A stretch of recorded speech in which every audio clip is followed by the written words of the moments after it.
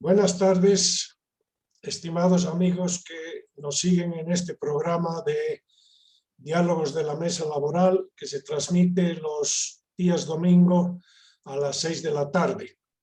Les doy una cordial bienvenida en este último domingo de mayo, que tendrá un tema muy interesante y, como ustedes verán, el mundo del trabajo es un mundo que va adquiriendo cada vez más facetas, cada vez más particularidades, no se agota nunca, se producen transformaciones y en muchos casos las normativas son retrasadas frente a la necesidad de la reglamentación y la regulación de lo que ocurre en el ámbito laboral. Nuestro tema hoy en día es el de pasantías y aprendizaje en el sector privado. Ya lo habíamos tratado en el sector público en un anterior programa, ahora lo vamos a ver desde la perspectiva de lo que ocurre en el ámbito privado. Me acompañan en esta ocasión Cristian Améztegui y Rodolfo Elóstegui de la Mesa Laboral, así como Pamela Ramírez y Melissa González como invitadas especiales en esta ocasión. Voy a dar comienzo al programa con la petición de que Cristian Améztegui nos haga una introducción general al tema que tratamos hoy día. Esperamos tus comentarios, Cristian. Muy buenas tardes a todos, muchas gracias. A ver, cuando se habla de pasantías, se habla de aprendices, se habla de voluntarios, se quedan pues dudas, porque una cosa dice la norma, diferentes cuerpos normativos, y otra, lo que las autoridades hacen, y entonces queda en duda, y queda el miedo de las entidades empleadoras a contratar o no, finalmente, pasantes, y ONGs contratar voluntarios. ¿Cuáles son esos problemas? Todos referidos a las condiciones de trabajo, aclarando que dos normas hablan antiguamente ya sobre el tema aprendices. La Ley General del Trabajo, desde el artículo 28 y siguientes, también está la reciente Ley de la Juventud, y aparece de pasadita el reglamento al Código de Seguridad Social, decreto 5315, artículo 15. Los tópicos son, ¿se paga o no se paga sueldo? Unos dicen sí, unos dicen no, tantas opiniones al respecto. Vamos a analizar hoy el tema del salario teórico del decreto 5315, artículo 15. El segundo tema es, ¿hace aportes caja? ¿Hace aportes seguridad social de largo plazo? ¿AFP? Sí, no, ¿en qué casos? Etcétera, las posibilidades. El tercer tópico es, ¿se necesita un convenio con algún centro educativo? Tal vez universidad, tal vez centro no sé, técnico, sí o no, ¿qué pasa con ello? ¿Se paga desahucio si hubiera despido? Y finalmente, ¿qué ocurre con las desvinculaciones? ¿Es con desahucio, es sin desahucio? ¿Se puede, no se puede? Tema aparte son los voluntarios, sobre lo cual hay una ley específica, es la ley 3314, y que nos norma qué está pasando en la realidad respecto a un divorcio entre la práctica con la normativa. Esos son los subtópicos de hoy. Muchísimas gracias, Cristian, por tu introducción general al tema. Le voy a pedir a Rodolfo Elóstegui que haga un comentario también entrando a la temática, y después hacemos las consultas respectivas con dos invitadas que son especialistas en esta cuestión. Adelante, Rodolfo. Gracias, Jorge, y gracias a todos los integrantes de esta tarde, del panel de esta tarde, y así un saludo cordial a todos los cada vez más participantes vía el Facebook Live y YouTube. Y yo no voy a hablar tanto desde la perspectiva jurídica, sino de lo que está ocurriendo como fenómeno social, como fenómeno laboral, y a la cual se requiere que haya una normativa en la cual se deba regir toda esta actividad de las pasantías. Como muy bien lo decía en el anterior programa Jorge Greve, el tema de las pasantías, de las ayudantías, de los aprendizajes, viene desde la época muy remota antes de la Revolución Industrial, donde había el artesano, el oficial y el aprendiz. Y uno iba tratando de escalar a medida que se iba capacitando hasta llegar a ser maestro y podía abrir su taller. Ese fenómeno se presenta permanentemente. En el país, en la actualidad, se presenta en el sector de la pequeña empresa, del sector informal, de por ejemplo, la fabricación de escapes de automóviles, etcétera, o talleres metalmecánicos, fábricas a muy pequeña escala de calzados, etcétera, que los papás, o en los talleres mecánicos se presenta mucho, los papás dejan al hijo a que realice alguna actividad educativa con el mecánico, con el dueño del taller. El hijo va aprendiendo. Viene desde épocas muy, muy remotas esta costumbre que todavía se sigue presentando. Entonces, lo dejan para que aprenda un oficio. Lo dejan con el maestro mecánico. Y inicialmente empiezan lavando las herramientas, etcétera, y sin ningún tipo de cuidado, de seguridad industrial. Tienen una remuneración muy, muy baja.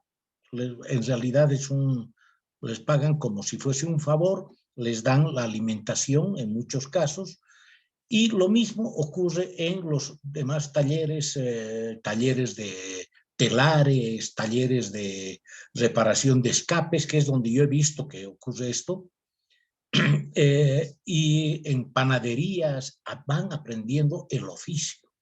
Y poco a poco después se van retirando. Estas personas, estos jóvenes, no son pasantes, sino son aprendices. Y en la Ley General de Trabajo se refiere justamente que pueden entrar jóvenes a aprender un oficio y tiene algún tipo de remuneración. Pero además estos jóvenes no tienen seguridad social, no tienen ningún otro tipo de protección, ni siquiera de protección de seguridad industrial. Y la Constitución dice, un empleo digno es aquel tal empleo que tiene estas características y seguridad industrial, ¿no es cierto? Y aquí no se tiene ninguno de estos elementos. Otro tanto se va dando con las pasantías. Las pasantías la buscan los jóvenes para incorporarse al mercado de trabajo y ganar experiencia para que a cambio de un certificado les van dando prácticas y ellos van poniendo sus conocimientos teóricos en beneficio de la empresa. Los empresarios generalmente les pagan no les llegan a pagar ni el salario mínimo, sino les pagan una pequeña cantidad simbólica, puede ser 1,000 bolivianos, etcétera, en la actualidad, pero sí a cambio de un certificado. Ahora, ellos ponen en práctica y están incorporándose de esta manera al mercado de trabajo. Entonces, tenemos este fenómeno que está siendo cada vez más frecuente. Los empresarios utilizan, y no me estoy refiriendo a las grandes empresas de refresqueras, cerveceras, lecheras, qué sé yo, sino me estoy refiriendo a pequeñas empresas muy bien estructuradas, pero que se hacen de personal técnico calificado. Y conozco algunos casos en una empresa donde hay un ingeniero químico por 2,000 bolivianos que era el que daba la productividad a la empresa en cuestión. Ok, gracias, Rodolfo. Vamos a continuar con esta mirada amplia antes de entrar a aspectos puntuales. Y la primera constatación es que todas estas figuras, desde los pasantes, voluntarios, aprendices, ayudantes, están aumentando en términos absolutos y relativos y constituyen un tema sobre el cual se puede hablar en general y después entrar a los detalles. Se me hace que en la gastronomía hay una cantidad enorme de ejemplos en este campo. Pamela, ¿cómo andan tus opiniones sobre esto?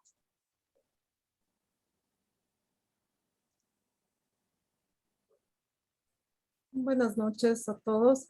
Bueno, sí, nosotros como empresa Se han incorporado pasantes. A un inicio se han hecho pasantías suscritas con algunas universidades, pero no ha habido mucha concurrencia, ¿no?, de estas personas. Después ya se ha optado ya arriesgar un poco más la empresa por todos estos inconvenientes que el Estado pone a las empresas privadas de contratar a pasantes, ¿no? A estos pasantes, nosotros, por ejemplo, se les ha hecho, se les ha pagado un estipendio en algunos casos, en otros casos se les ha pagado un salario teórico, y en otros casos hemos mezclado, ¿no?, un salario teórico con el estipendio. ¿Cuál es el ramo que tienes tú? Yo soy abogada, asesora a una empresa de telecomunicaciones. Telecomunicaciones. Sí, Perfecto. esta empresa ha buscado pasantes en diferentes áreas, ¿no? Sobre todo en el área comercial, para el contact center, para el NOC, que es la parte técnica de ingenieros que Claro. dan soporte a los clientes. No es una empresa pequeña, es una empresa grande. Vamos a ver con Melissa. Tu ámbito de experiencia. Buenas. Buenas noches, sí. Bueno, yo soy auditor financiero. Soy parte de una empresa de auditoría, de contabilidad, de impuestos y, bueno, damos soporte y asesoramiento a las empresas. Normalmente estamos interactuando con las empresas y creemos nosotros que la oportunidad de darle al futuro profesional tiene que ver con un plan, ¿no? Es sumamente importante los pasantes para nosotros porque nos ayudan con la carga operativa que tenemos en la empresa, pero consideramos que es sumamente alta la responsabilidad de formar a estos futuros profesionales en tanto están haciendo su pasantía.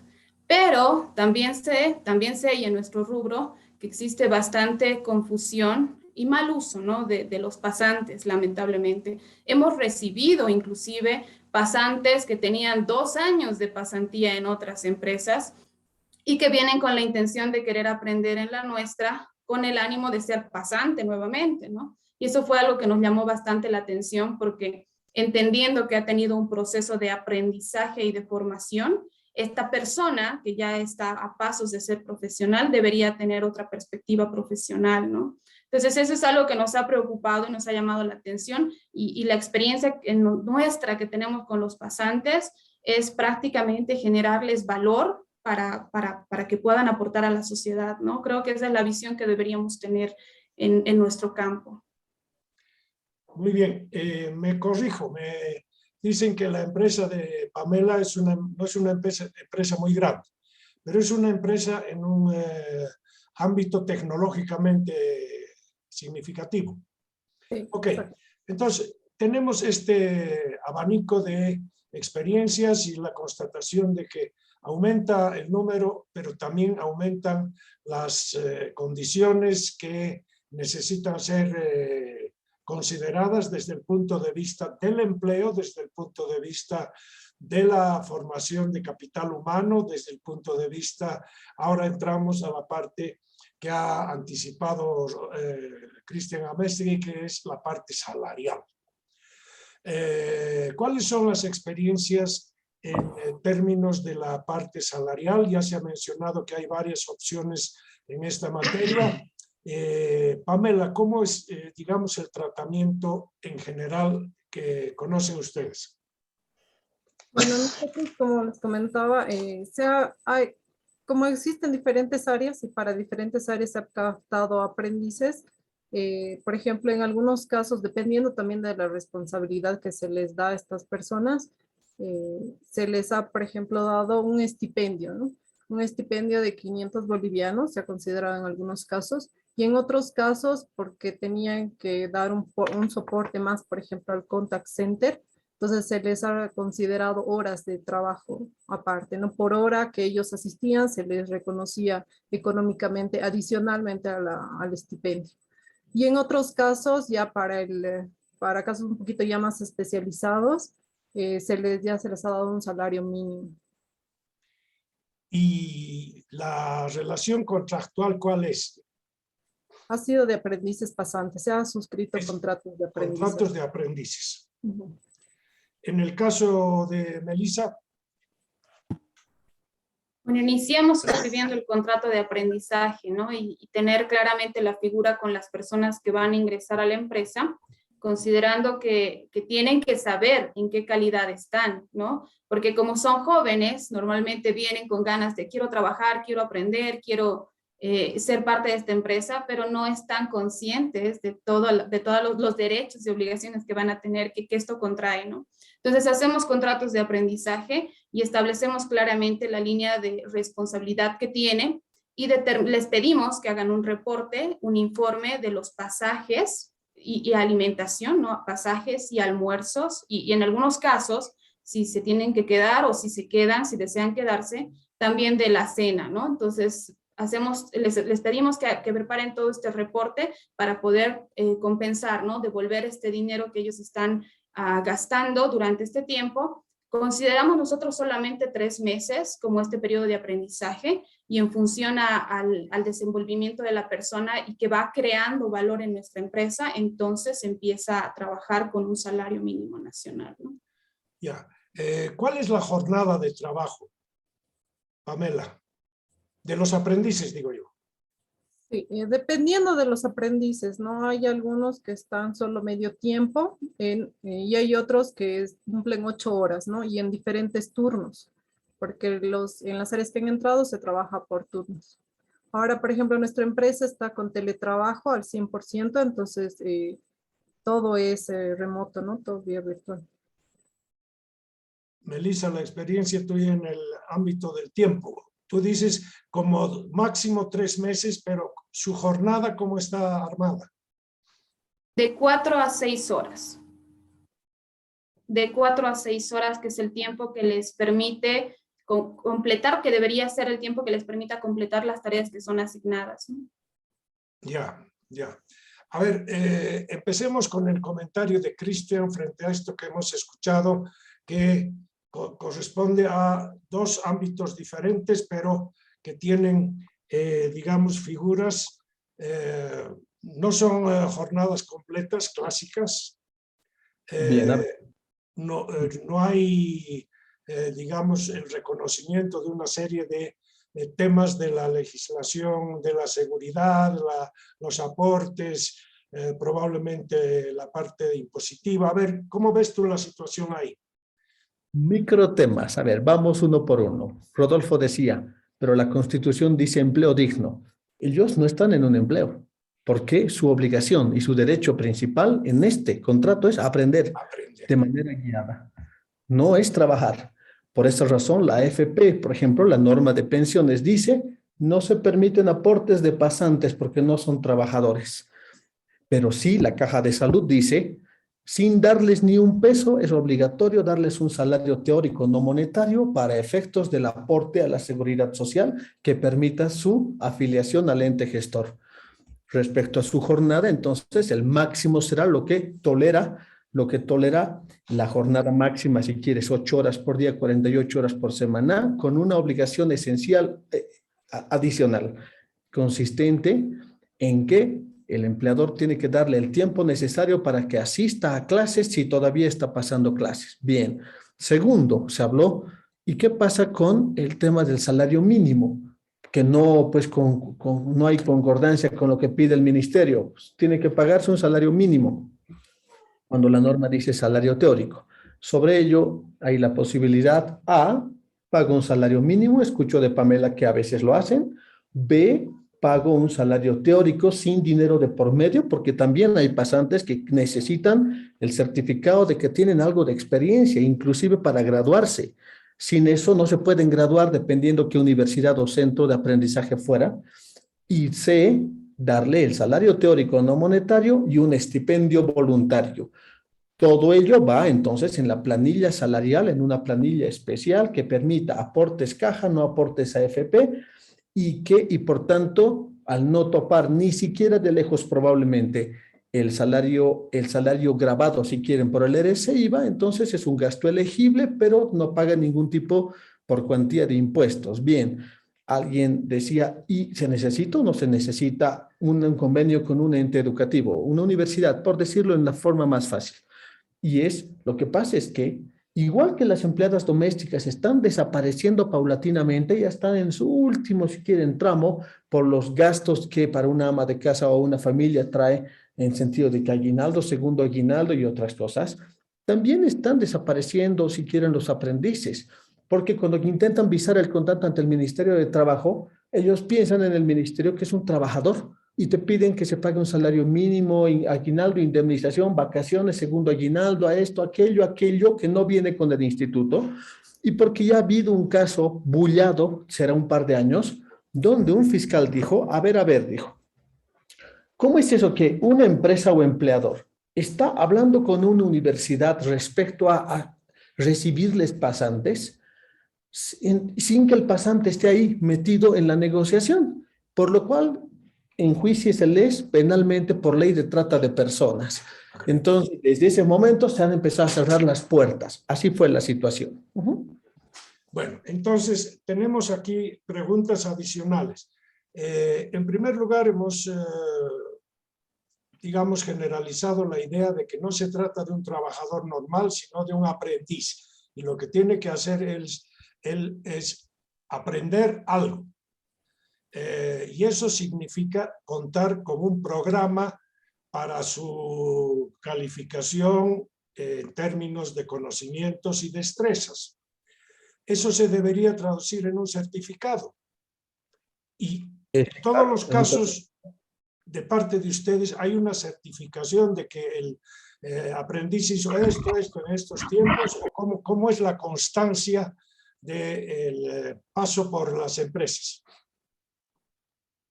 En mi caso, por ejemplo, se les ha otorgado a la mayoría los certificados una vez que se ha concluido con ellos, y en algunos casos ellos se han retirado, ¿no? Y no se les ha podido ya otorgar el documento, un poco lento. Certificado. Pero, ¿y qué pasa con la supervisión? Porque si es un aprendizaje, tiene que haber alguien que hace la instrucción correspondiente, vigila si está progresando, no está progresando, qué le falta en su aprendizaje, etc. Melissa. Lo que nosotros hacemos es emitirle al finalizar el tiempo un certificado de aprendizaje, porque eso es lo que hizo en ese tiempo, y en función a su desempeño se hacen las recomendaciones. Un aspecto que nosotros, por ejemplo, coadyuvamos con la persona es elaborar su hoja de vida, ¿no? Es elaborar su currículum vitae, donde podemos ayudarle a describir las habilidades y destrezas que la persona tiene y que hemos identificado en el proceso del trabajo, ¿no? En el proceso. Lo que pasa es que existe esa confusión, ¿no? Hablo de trabajo porque finalmente en la empresa realizamos un trabajo. Ellos apoyan operativamente, hacen su aprendizaje, pero están realizando tareas, ¿no? Entonces, las habilidades y destrezas las describimos en sus currículums para que ellos puedan presentar, ¿no?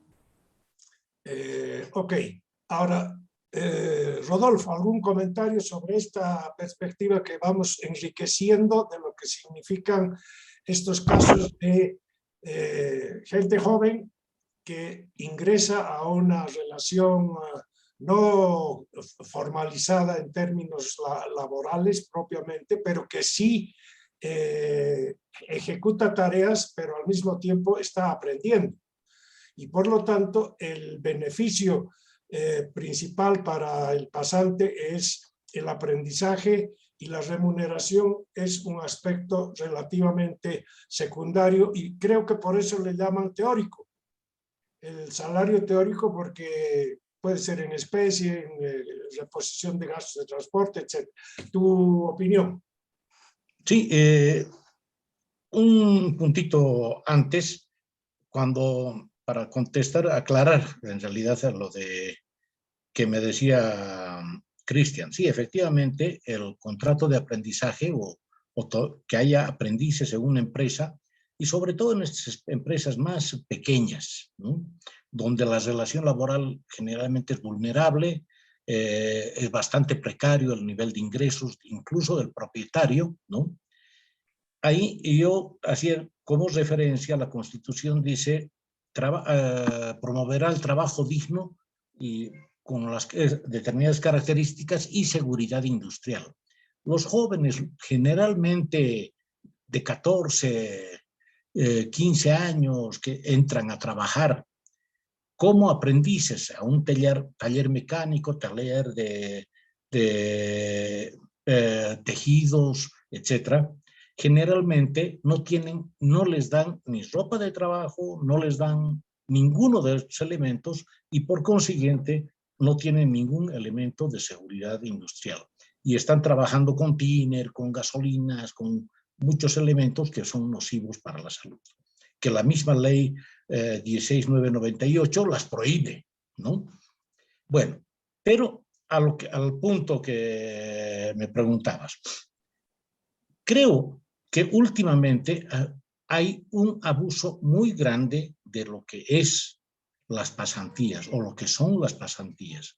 Mucha gente, muchos jóvenes van y se ofrecen como pasantes en una empresa con la esperanza de que ellos puedan continuar trabajando posteriormente en esa empresa o tener un certificado que les permita acceder en otra empresa a un puesto de trabajo. Estos jóvenes generalmente no pueden acceder directamente a un empleo decente, los que están buscando pasantías. Claro. ¿Por qué? Porque tienen una red familiar o un entorno familiar de amistades que no están muy conectadas. Por ejemplo, y no me refiero a gente rica, millonaria o hijo de gerente de un banco o algo, sino también hijos de obreros, etcétera, que no estén conectados. Si hay un obrero que está conectado y viene su compadre o le dice, ¿por qué no lo metes a mi hijo a la fábrica donde tú trabajas? Este trabajador, este obrero va y le pide el favor a la empresa que lo acepten como pasante, como aprendiz, etcétera, y se engancha. Pero la mayoría de la gente que está buscando este tipo de trabajo es trabajo que no tiene una red o un entorno social que le permita acceder fácilmente. Hay otros que, sin embargo, que tienen acceso directo para incorporarse como profesionales, etcétera, sin necesidad de pasantías ni de mucha experiencia, sino que los aceptan en las empresas porque tienen un entorno familiar muy óptimo, digamos.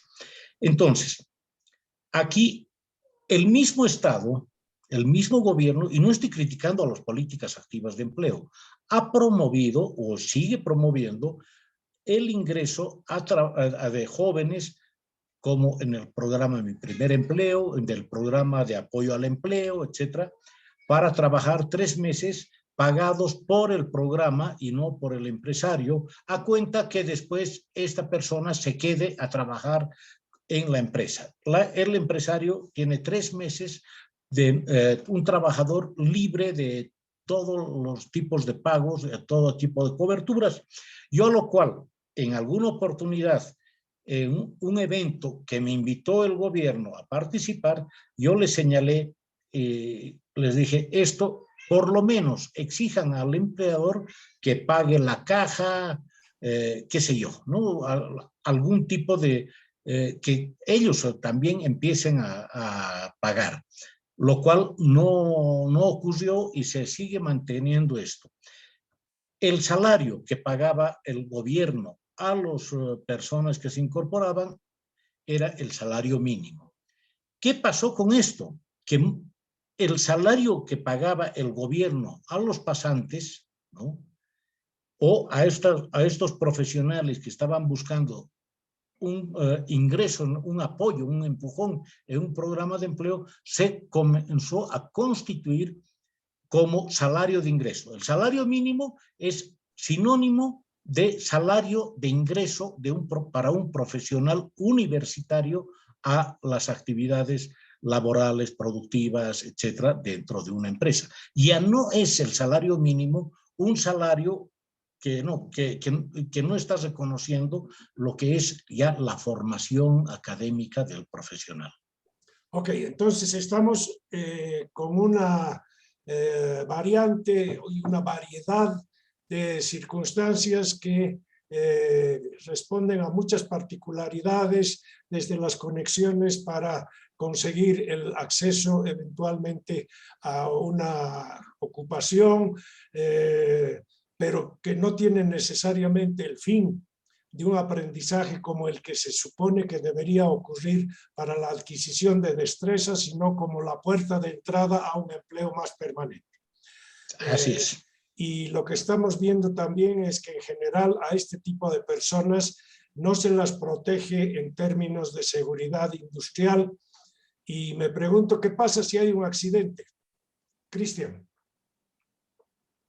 Según las normas de salario teórico del decreto 3515, artículo 15, es obligatorio hacer la afiliación. Lo que me he dado cuenta en el tiempo es que pocas cajas lo aplican. Hace poco tuve que ir personalmente por un cliente a hablar con Caja Cordes en La Paz, a explicarles que hay esto, ¿no? Que hay estos derechos para los aprendices, fruto de un comentario del cliente que me dijo, tengo 6 aprendices. Yo le dije, pero están con su seguro, ¿no? Me dice, no están, porque la caja no la entiende. Le digo, no, porque si se enferman de COVID, tú tendrías la responsabilidad de haberles dado protección. Fui a hablar por ellos. Me pidió Caja Cordes que se presente una carta explicando estas normas que ellos no la conocían, han dado curso, les han hecho su afiliación. Si habría un accidente, por lo menos la cobertura de accidentes se debería activar. Lo mismo, por ejemplo, para enfermedad y lo mismo para paternidad. Hemos visto un efecto en una caja, la caja de la banca privada, por ejemplo, que dijo, perfecto, yo voy a dar primeros auxilios a los pasantes, basado en el salario teórico y todo, pero no voy a atender maternidades ni accidentes, solo primeros auxilios. Cada caja lo ve de una manera distinta. Eso es lo que está pasando. La experiencia de ustedes, ¿cuál es en materia de la tabla de derechos que deben proteger a los trabajadores? El primero de ellos es la remuneración, el salario. Hemos visto que esto es bastante irregular, incluso está camuflado con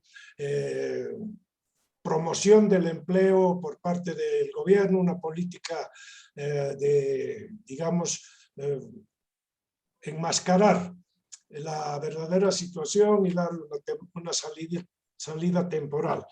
Pero además de la remuneración en sus modalidades particulares, hay el tema de la protección frente a los riesgos que ocurren dentro de la propia instalación donde se ejerce el trabajo, y el segundo es los aspectos tributarios, que no son derecho, pero son obligación, y los aspectos de contribuciones para la seguridad de largo plazo.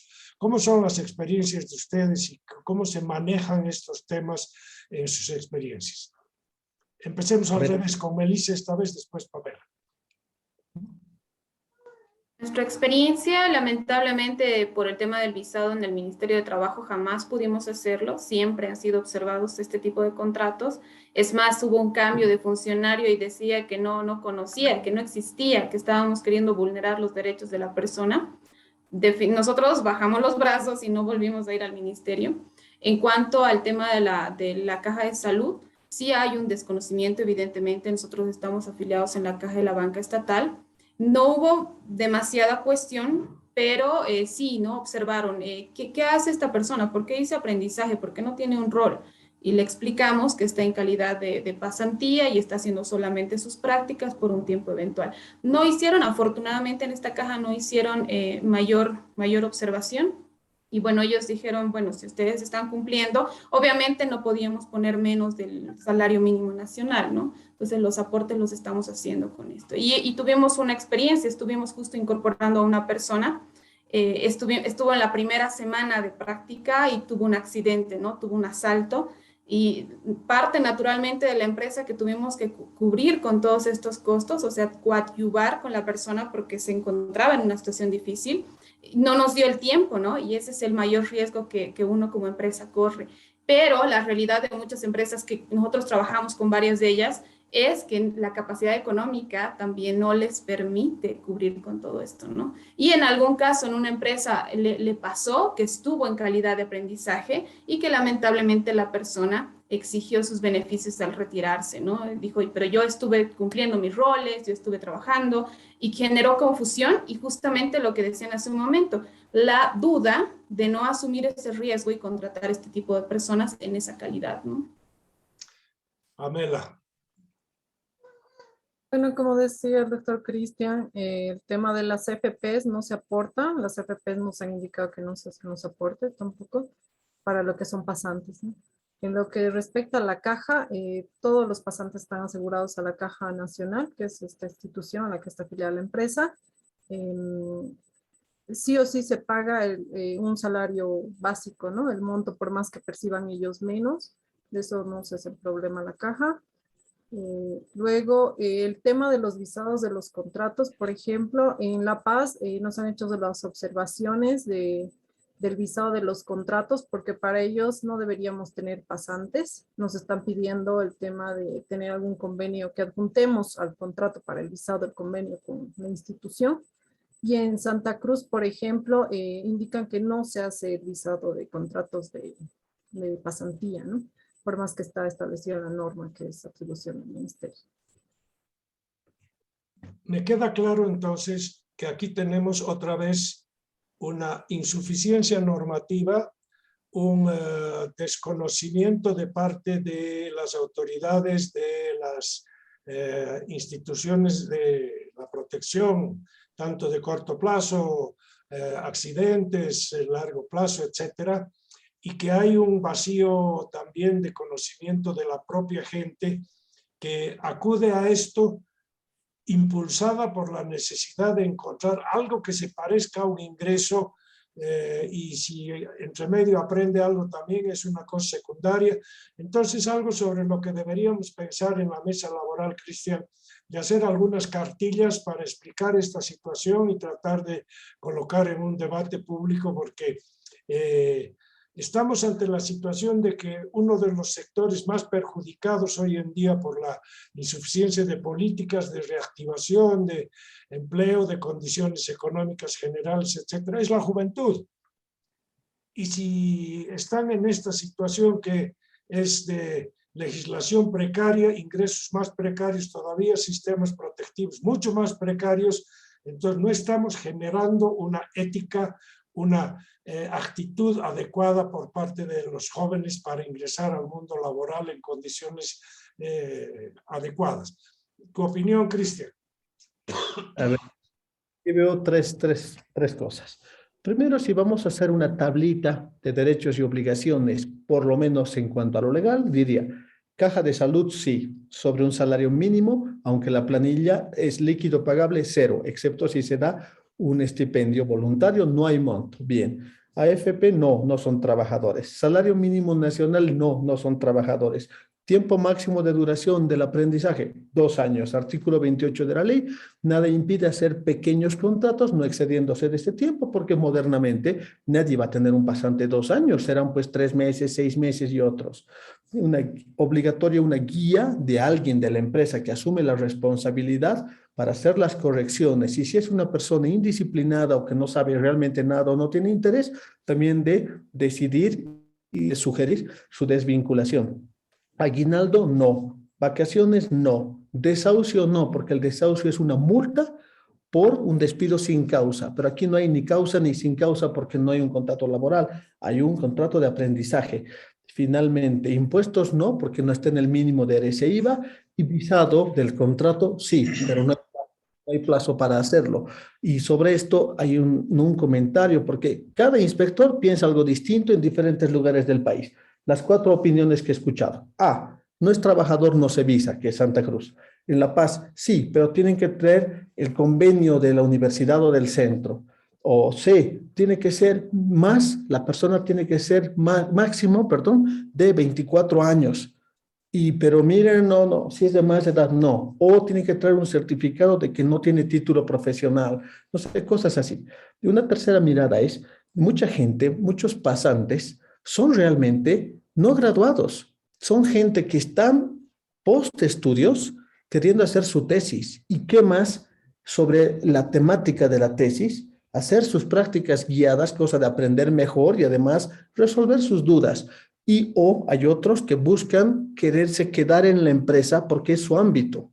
Entonces dicen, entro por aquí y tal vez se abra algún cargo y me pudiera quedar, como una forma camuflada de conseguir trabajo estando ya dentro. Pero los obstáculos son muy complicados. Suena bien eso de las cartillas. Voy a contar una experiencia bien interesante que ocurrió, porque también, como hablamos del voluntario nacional, también hay el voluntario internacional. Para los que están siguiendo el programa, necesito una visa especial, se llama la visa RM7 de voluntario, y la norma de migración obliga a que no haya remuneración. Entonces, entra como voluntario internacional o como pasante internacional. Bien, resulta que escucho una vez un caso interesante donde decía, Cristian, vamos a traer, creo que 7 colombianos a hacer pasantías sobre aguas en Bolivia. ¿Todo bien? Y cuando escucho un detonante, y era, una fundación sueca va a pagar los honorarios, los pasajes, los viáticos y alojamiento de esta gente. Bueno, pues de escuchar los suecos, yo ya sé que los suecos van a dar unos montos extraordinariamente altos y justo. Le digo, ¿realmente cuánto les van a dar de estipendio, por favor? Y me dice, no sé, como unos 17,000 bolivianos mensuales. Entonces ya, pues se sale totalmente del lugar hablar en ese contexto de pasantía, porque le dije, van a causar un gran perjuicio porque desde ese momento la caja petrolera va a decir, esto es sueldo, esto para mí no me suena a estipendio de ninguna manera. Tuvimos que hacer la excepción de pasarnos hacia trabajador extranjero con sus propios detalles. Hay de todo, pero lo que quiero hacer notar es que también existe el voluntario y el pasante internacional, pero no puede tener remuneración. Interesante. Rodolfo.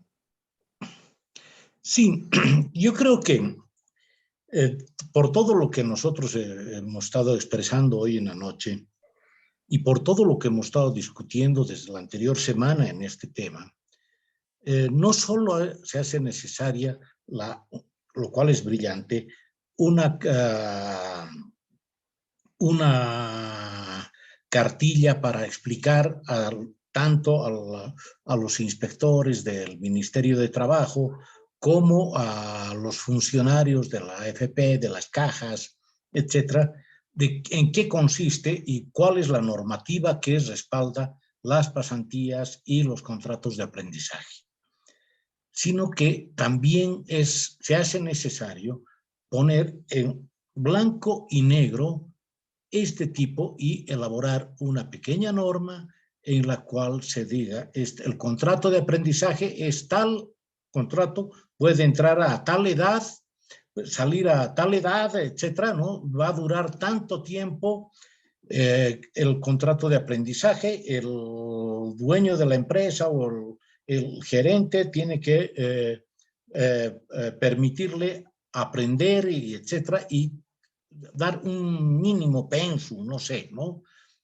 Obligado a hacer esto, y el contrato de pasantía, que es completamente diferente al contrato de el aprendiz. Exacto. El contrato de pasantía es para que vaya a poner en práctica los conocimientos adquiridos en la universidad, instituto técnico, y eso tiene que mediar con una carta que de aceptación de la institución educativa en la empresa y algún tipo de responsable y tener además algún tipo de conocimientos y a su regreso rendir algún tipo de examen, etcétera, para poder optar para la titulación o al mismo tiempo le sirva el trabajo como parte de la tesis.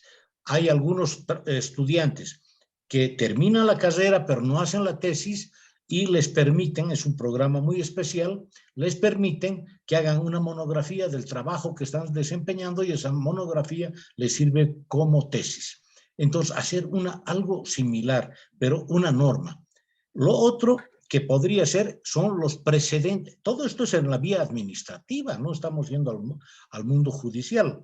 Hacer unos precedentes administrativos de la contratación y cómo debe ser la contratación para que todos los funcionarios, ya sea el jefe regional del trabajo de Uyuni, el jefe regional del trabajo de Yayagua y de de Patacamaya o qué sé yo, sepa exactamente qué es lo que tiene que exigir como contrato de aprendiz y sepa qué es lo que tiene que exigir como contrato de consultor, de pasantía. Este tipo de precedentes administrativos son de uso muy común en el Perú. Hay lo que se llama precedentes administrativos, con lo cual los inspectores del trabajo del Ministerio del Trabajo del Perú orientan sus decisiones. Aquí no tenemos ningún precedente administrativo. Yo quería enlazar precisamente sobre este tema. ¿Cuáles son las prácticas internacionales que ustedes conocen, no tanto en Europa, sino en nuestro vecindario? ¿Hay algún modelo en América del Sur que uno pueda decir, empezaremos a más o menos aproximarnos a ese tipo de buena práctica, o están también los países sudamericanos parecidos a nuestra situación? A ver, O primero, Cristian, a ver, él es el experto internacional. a ver. Lamentablemente, no pudo asistir a nuestro programa por exceso de trabajo, pero a este programa estaba invitado un especialista peruano, quien nos podía hablar de los tipos de pasantía y otros que hay en su país. Y tal y como dijo Rodolfo, están bien reglados, que tienen que tener tal cualidad académica al momento del inicio de la pasantía, que puede durar tanto tiempo como tope, máximo tantas recontrataciones, una evaluación y otros. Entonces, en Perú tienen un adelanto, como en todo, de por lo menos 20 años sobre estos temas, pero no pudo ingresar. Entonces, tenemos que entonces ver problemática, situaciones concretas y finalmente recomendaciones en lo local. Ya. Ustedes, Pamela y Melissa, ¿tienen alguna experiencia que se pueda recoger de países vecinos para mejorar esto que yo veo que es un enredo completo? Y que los enredos siempre tienen damnificados, tienen víctimas. Hay beneficios de un lado, hay perjuicios del otro, etcétera. Y obviamente el eslabón más débil en este caso son los propios pasantes, los propios voluntarios, los propios aprendices, que finalmente no tienen todo lo que debería contemplar una función como la que están desempeñando, aunque sea a corto plazo. Y la norma yo veo que está orientada en la dirección de camuflar la situación de la feroz dificultad de incorporar al mundo laboral en términos adecuados a esa cohorte de prácticamente 100.000 jóvenes que entran al mercado de trabajo por edad todos los años. A ver qué opinión tienen ustedes, Melissa. Yo he podido ver la experiencia, por ejemplo, en Estados Unidos sobre voluntarios, que la característica creo que principal es la carga de horas de trabajo voluntariado que ellos hacen en alguna organización o institución, y que ésta le permite ser parte de una calificación o finalmente de la acumulación de horas que en alguna aplicación, por ejemplo, para una beca o para la misma postulación para poder ingresar a la universidad, les sirve, ¿no? Para hacer un posgrado, para hacer otros estudios, les sirve, ¿no? Entonces tienen una guía clara de poder identificar que si yo hago carga de horas voluntario u horas pasantía u horas práctica, esta carga de horas me va a generar un apoyo, una ayuda en el futuro para alguna organización, para alguna institución, para alguna formación. Pero lamentablemente acá en Bolivia no. Y justamente hace un momento comentaba, existe esa confusión entre pasantía, por ejemplo, ahora los pasantes que hacen su trabajo dirigido, que justamente para esto sí se necesita tener un convenio y sí se necesita tener esa relación entre la organización donde está haciendo la pasantía y que debe dejar un producto del trabajo que ha realizado, y el proyecto de grado y la tesis, ¿no? Hoy en día entiendo, también soy docente universitaria, entiendo que ya no es para varias instituciones un requisito la pasantía, hacer carga de pasantía en las empresas. Solamente algunas todavía mantienen, pero es nominativo, ¿no? Es nominativo porque hacen 3 meses de prácticas y existe confusión. Ahora mismo lo estamos mencionando, confusión entre aprendizaje que debería tener otra naturaleza, pasante como tal, trabajo dirigido y elaborar un proyecto de grado, por ejemplo, en las empresas, ¿no? Pero esa ha sido la experiencia que yo he visto, que acá en Bolivia no tienen una línea clara.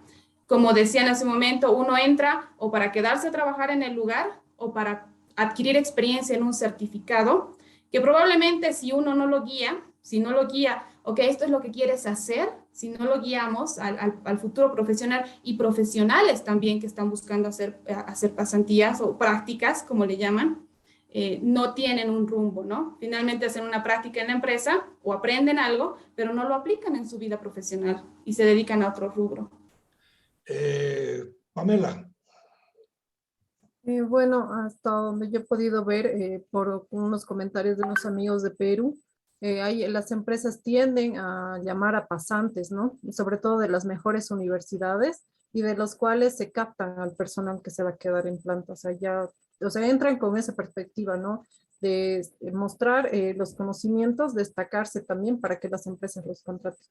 Aquí nosotros, por ejemplo, en la empresa que estoy asesorando actualmente, hemos contratado a varios de los pasantes que se han quedado, ¿no? Se ha visto la necesidad de ampliar las áreas en las que se ha contratado a los pasantes y se los ha contratado. Ahora, como bien decía también Melissa, hay esa confusión, ¿no? Entre aprendices pasantes y el trabajo dirigido, pero es el Estado el que tiene que fomentar esto, ¿no? Yo estoy de acuerdo que existan las pasantías, es una mejor forma de que una persona ni bien se gradúe de sus estudios pueda también adquirir un trabajo, ¿no? O en pleno etapa de sus estudios pueda ser contratado, porque es muy diferente lo que uno aprende en la universidad y es diferente la práctica, ¿no? El tema lo pasamos ahora a la necesidad o no de tener un respaldo contractual, un convenio, un contrato con alguna institución que avale que el muchacho o la muchacha que están en condiciones de pasante está cumpliendo con un requisito y que ese requisito se le va a validar como la parte del proceso en el cual está hasta llegar a su titulación. Pero obviamente las universidades yo creo que están muy lejos de tomar en serio este tipo de problemas porque están ocupadas de muchas otras cosas graves que les están ocurriendo y no hacen el nexo necesario entre el sistema de educación y el sistema empresarial. Y el puente entre uno y otro podría ser el tema de regular adecuadamente pasantías, aprendizajes, voluntariado, etcétera, etcétera, que en otras partes está muy claramente identificado. Y las pasantías son requisito pre-titulación. Que haga pasantía cuando ya se tituló ya es otro cuento, ya no es pasantía, es otro tipo de relación con la empresa eventual, que además en las universidades prestigiosas en el mundo las empresas van a buscar, pero no los que están en el medio de su estudio, sino los que se acaban de graduar. Entonces, otra situación, ¿cuál es la relación, digamos, entre oferta y demanda desde la perspectiva? La demanda que hacen las universidades y los institutos de educación superior para un aprendizaje práctico previo a la titulación y, por otra parte, la demanda que tienen las empresas para contar con personal calificado en sus ramos correspondientes. Cristian. A ver, que hay otra vez microtemas y es mi apreciación personal. Pero yo creo que el rato que los políticos se meten, arruinan las cosas, porque por lo menos alguna salida le vamos dando. Voy a dar ejemplos. Se ponen a hacer la ley de la persona con discapacidad. Perfecto. Y el político le pone, para despedir por causa justificada a la persona con discapacidad, tiene que hacerse un proceso interno. Cuando en la práctica solo puedes hacer procesos internos cuando tienes reglamento interno que te permite un proceso interno. Todos los demás casos, que deben ser el 99% de los empleadores bolivianos que no tienen la posibilidad, entonces y tienen a una persona con discapacidad que no puede seguir laborando porque es irresponsable, porque ha contaminado un producto, lo que fuere, no lo puede sacar. O, por ejemplo, a ver, recordemos los políticos, el Tribunal Constitucional sacó la sentencia 9 del año 2017 sobre los preavisos y le pone en cierto lugar, sin ningún conocimiento de la realidad. Esta sentencia no se va a referir a los preavisos del trabajador al empleador, que por ley era 30 días, porque nadie en el mundo laboral renuncia un mes antes. Todos dejan sus cosas en el momento y se van, lo cual no era cierto. Todos lo hacían con un mes anticipado. Entonces, ante el desconocimiento, porque no son tal vez especialistas que han asumido algún cargo público, se inventan, ponen cosas, ideas sueltas y empeoran las cosas. Bien. Segundo, por ejemplo, en mi caso, para graduarme, yo vengo de una universidad británica. No me podría graduar si no hacía un internship de 8 meses. En la Seguridad Social Británica tenía que estar en turno mañana, tarde y noche, 8 meses. Bien. Tercero, como hay normas variadas que usan nombres diferenciados para el mismo instituto, entonces, por ejemplo, nuestro contrato de aprendizaje dice aprendiz pasante simultáneamente, cosa que no se inclina ni a uno ni al otro porque parecen sinónimos. Pero es muy lógico que el trabajo dirigido, que tiene otro objetivo, eso sí que es para graduarse, tiene que tener convenio y otros, que debería tener su propia normativa. Y no nos olvidemos del voluntariado, sobre lo cual puedo decir lo siguiente. Siguen usando el voluntariado las organizaciones sin fines de lucro principalmente, pero en la práctica hay imposibilidad de hacer uso por 3 razones concretas. Porque la ley que ha traído el tema es la ley 3314 del año 2005, dijo, para aplicar esta ley se da un plazo de unos meses, si no me equivoco eran 3 meses, para que se emita un reglamento. Nunca salió el reglamento porque el país estaba en un lío político de mesas, sus renuncias, todo eso. Entonces no salió el reglamento, pero ponen además condiciones propias y es, el voluntariado tiene que estar registrado en el Consejo Nacional del Voluntariado, que no existe porque no hay reglamento. No puede tener remuneración alguna, bien, pero tienen que aportar a la caja de salud, tipo salario teórico, pero la caja no te la va a recibir porque falta reglamentación, porque no es trabajador tampoco. Y entonces ya el mercado se ha generado solito sus vías de tener voluntarios. Ejemplo, pensemos los voluntarios, inclusive creo que coadyuvan a los bomberos, voluntarios de ONGs, etcétera, etcétera. Eso está pasando. Ok. A ver, un último comentario que se les ocurra con espíritu, digamos, propositivo. ¿Qué es lo que se podría mejorar en la situación actual y paulatinamente? Porque de golpe no se va a poder hacer nada. Hay que hacer paso por paso, ir corrigiendo lo más álgido en este momento y encontrando la vía para que de este enredo que significan las confusiones de todas las partes participantes tengamos algo útil para discutir y tratar de poner en el debate público. Empecemos con Melissa otra vez. Bueno, les comparto un poquito la experiencia de Perú que me acaban de pasar. En Perú se declara ante el Estado, se declara el contrato que tienen con la persona beneficiaria en el Estado sin ninguna retención de impuestos y desde el 2021 es obligatorio el seguro de salud. A partir del 2021, antes no lo era. Y bueno, la norma le establece también 15 días de vacación a partir de un año transcurrido, ¿no? Esto es en Perú. Bueno, a manera de conclusión, desde mi perspectiva también como docente universitaria, que he estado interactuando con muchos jóvenes en esta etapa justamente, creo que es importante que desde esta etapa el joven sepa su condición cuando va a ingresar a hacer su aprendizaje, su periodo de aprendizaje. Esto por parte de la misma educación, porque ellos no tienen idea a dónde van a ingresar. Entonces, sabiendo su condición, podrán saber también sus derechos, ¿no? Y para nuestro entorno, conocer de estos temas, socializarlos para que todos estemos en un común de aplicación y no estemos tal vez aprovechando, ¿no?, el tiempo de estos jóvenes que están en un proceso de aprendizaje. Tener un plan para esta persona porque está aprendiendo, creo que va a ser nuestro mejor aporte como profesionales y que puedan ellos después aportar a la sociedad. Gracias, Melissa. Pamela. Bueno, desde el ministerio, empezando desde el Ministerio del Trabajo, ¿no? Una reglamentación para que ellos también no causen una confusión a los pasantes, que esté bien reglamentado desde sus funcionarios, por lo menos con un reglamento interno, ¿no? Que esté claro el tipo de qué es un aprendiz, un pasante y quién está haciendo un trabajo dirigido, ¿no? Y con eso y fomentar también el aprendizaje de a todos los estudiantes, por ejemplo, porque como les decía anteriormente, es muy diferente la teoría de la práctica y se necesita mucho de esta práctica para cuando uno empieza su vida laboral, ¿no?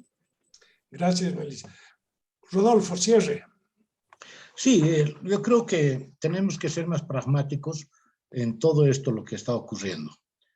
La falla acá no es ni de la empresa, ni del pasante, ni del aprendiz, ni nada, sino las trabas provienen de la parte del Estado, de parte de las prestadoras de seguros de salud y de las AFPs, etc. Yo creo que por eso es muy importante elaborar estas cartillas que tú propusiste, donde se explique todos estos elementos, y otro, promover y discutir un proyecto de ley donde se aclare qué es aprendiz, qué es pasante, qué es voluntario. Muy bien, muchísimas gracias. Se acabó nuestro tiempo, ha sido muy interesante, muy dinámica nuestra deliberación en este domingo. Les agradezco mucho. Hay muchas ideas que se han mencionado en estos 60 minutos. Vamos a tratar de sistematizarlos de alguna manera para que haya sido útil la discusión de este último domingo de mayo. Les agradezco mucho por su participación, a Pamela, a Melissa, Rodolfo y Cristian. Que pasen todavía un buen domingo y una buena semana la próxima. Hasta la próxima vez. Saludos, muchas gracias. Bueno, hasta luego. Hasta luego. Es un gusto. Gracias a ustedes.